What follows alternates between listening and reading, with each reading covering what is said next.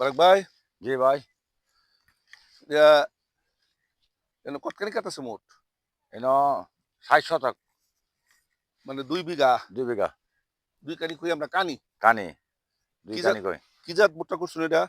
ভুট্টা করছি এটা ভাই নাম মানে কিতা আছি? পায়োনিয়ার ৩৩-৫৫। হ। পায়োনিয়ার ৩৩-৫৫। কত করে রয়েছেন কেজি? ১৪০০ টাকা। ৮০ টাকা পায়োনিয়ার ৩৩-৫৫।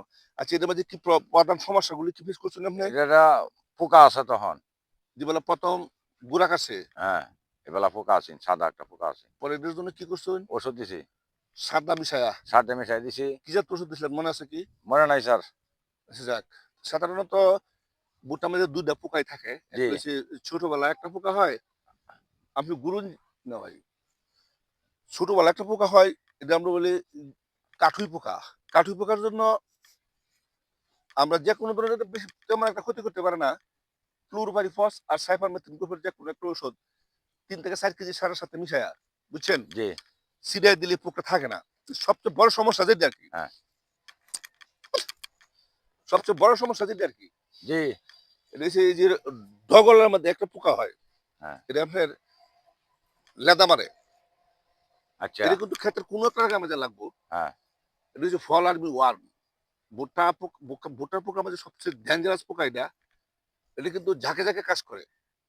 যদি আপনি সঠিক সময়ে ব্যবস্থা না নেন, এমন আছে আপনার ফলন শূন্যের কোঠা নামায় দিতে পারে। কাজেই কিন্তু শক্ত হাতে টেকেল দিতে হবে। আমরা সাধারণত এই ক্ষেত্রে ২ টা ওষুধ পাইছি খুব ভালো কাজ করে।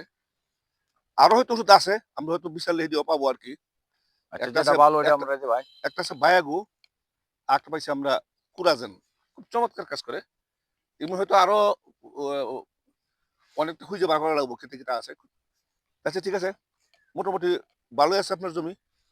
আর গুড়ে মাটি দিছেন কয়দিন হইছে?